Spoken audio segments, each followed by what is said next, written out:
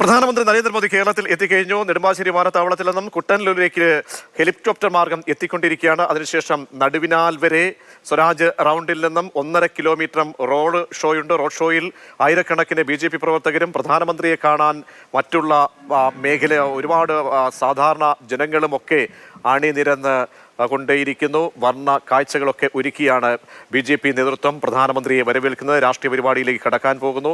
അതിനുശേഷം 3 മണിക്ക് ശേഷമായിരിക്കും 2 ലക്ഷത്തോളം പേരെ പങ്കെടുപ്പിക്കുമെന്ന് BJP അവകാശപ്പെടുന്ന വേദിയിലേക്ക്, വനിതാ വേദിയിലേക്ക് പ്രധാനമന്ത്രി എത്താൻ പോകുന്നത്. എല്ലാ മേഖലയിൽ നിന്നും ഞങ്ങളുടെ പ്രതിനിധികൾ പുതിയ വിവരങ്ങൾ, പുതിയ കാഴ്ചകളുമായി ഞങ്ങളുടെ ക്യാമറമാന്മാരൊക്കെ നിരന്നിട്ടുണ്ട്. രാഗിനാണ് ചേരുന്നത് പ്രധാന വേദിയിൽ നിന്നും. രാഗിൻ, എപ്പോഴായിരിക്കും പ്രധാനമന്ത്രി തൃശ്ശൂരിൻ്റെ മണ്ണിലേക്ക് എത്തുക? തൃശ്ശൂരിൻ്റെ മണ്ണിൽ കാലുകുത്തുക. 1.5 കിലോമീറ്ററോളമാണ് ഈ റോഡ് ഷോ. ആ വഴിത്താരകളിലൊക്കെ തന്നെ എത്രത്തോളം ആളുകൾ BJP പറയും പോലെ, അവകാശപ്പെടും പോലെയുള്ള ആളുകളെ അവർക്ക് എത്തിക്കാൻ കഴിഞ്ഞിട്ടുണ്ടോ രാഗിൻ?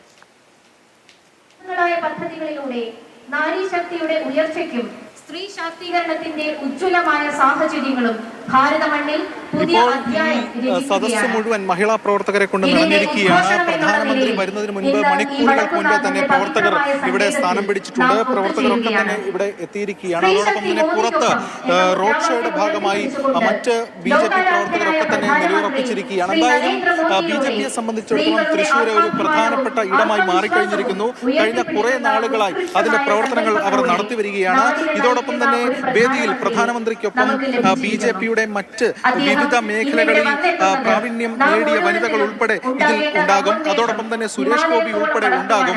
ഔദ്യോഗികമായി സുരേഷ് ഗോപിയെ BJPയുടെ സ്ഥാനാർത്ഥിയായി തൃശ്ശൂരിൽ പ്രഖ്യാപിച്ചിട്ടില്ലെങ്കിലും അത് ആ സന്ദേശം വളരെ കൃത്യമാണ്. ഇന്ന് രാവിലെ K. സുരേന്ദ്രൻ ഉൾപ്പെടെ പറഞ്ഞത് സുരേഷ് ഗോപി കഴിഞ്ഞ 5 വർഷമായി തൃശ്ശൂർ കേന്ദ്രീകരിച്ച് നിൽക്കുന്നു എന്നതാണ്. അതിന്റെ അർത്ഥം കാര്യങ്ങൾ വളരെ വ്യക്തമാണ്. ഇനി പ്രധാനമന്ത്രി ഇതുമായി ബന്ധപ്പെട്ട ഏതെങ്കിലും തരത്തിലുള്ള പരാമർശങ്ങൾ നേരിട്ടല്ലെങ്കിലും ഇൻഡയറക്റ്റായി നടത്തുമോ എന്നത് പ്രധാനപ്പെട്ട കാര്യമാണ്. ഇതോടൊപ്പം തന്നെ കൊച്ചിയിൽ നേരത്തെ യുവം പരിപാടി സംഘടിപ്പിച്ചിരുന്നു. അത് BJP പ്രവർത്തകർ മാത്രമായിരുന്നില്ല, മറിച്ച് മറ്റ് മേഖലകളിലുള്ള യുവാക്കൾ ഉൾപ്പെടെ ഇതിൽ പങ്കെടുത്തിരുന്നു, യുവം പരിപാടിയിൽ പങ്കെടുത്തിരുന്നു. അതിനുശേഷമാണ് ഇത്തരത്തിലൊരു മഹിളാ സംഗമം നടത്തുന്നത്. ഇതിൽ നേരത്തെ സൂചിപ്പിച്ചതുപോലെ പലയിടങ്ങളിൽ നിന്നുള്ളവർ പങ്കെടുക്കുകയാണ്, പല മേഖലകളിൽ നിന്നുള്ളവർ പങ്കെടുക്കുകയാണ്. അങ്ങനെ BJP ഒരു പൊതുസമൂഹത്തിന്റെ ചില പ്രധാനപ്പെട്ട ഐക്കണുകളെ കൂടി പങ്കെടുപ്പിച്ചുകൊണ്ട് അവരുടെ വിപുലീകരിക്കാൻ വേണ്ടിയിട്ടുള്ള ശ്രമമാണ് നടത്തിക്കൊണ്ടിരിക്കുന്നത്. ഇതോടൊപ്പം BJP കൃത്യമായി തന്നെ തിരിച്ചറിയുന്നു, കഴിഞ്ഞ ലോക്സഭാ തെരഞ്ഞെടുപ്പിൽ 15% വോട്ട് വിഹിതമാണ് BJPക്ക് ഉണ്ടായിരുന്നത്. അത് വർദ്ധിപ്പിക്കുകയല്ലാതെ സീറ്റ് എന്ന ലക്ഷ്യത്തിലേക്ക് പോകാൻ കഴിയില്ല എന്ന്. അതുകൊണ്ട് തന്നെ അവർ പ്രധാനമായും ലക്ഷ്യം വെക്കുന്നത് നിശ്ചിത ശതമാനത്തോളം ക്രൈസ്തവ വോട്ടുകൾ കൂടി നേടാനുള്ള ശ്രമം BJP നടത്തുന്നുണ്ട്. അതിന്റെ ഇനിഷ്യേറ്റീവ് പ്രധാനമന്ത്രി തന്നെ നേരിട്ടെടുക്കുന്നുണ്ട്.